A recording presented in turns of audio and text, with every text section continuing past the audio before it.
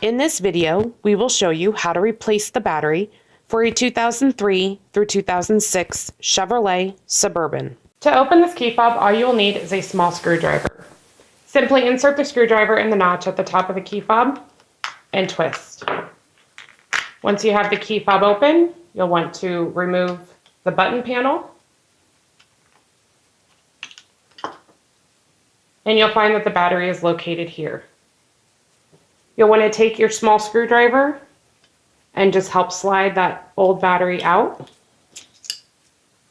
The battery used in this key fob is a CR2032.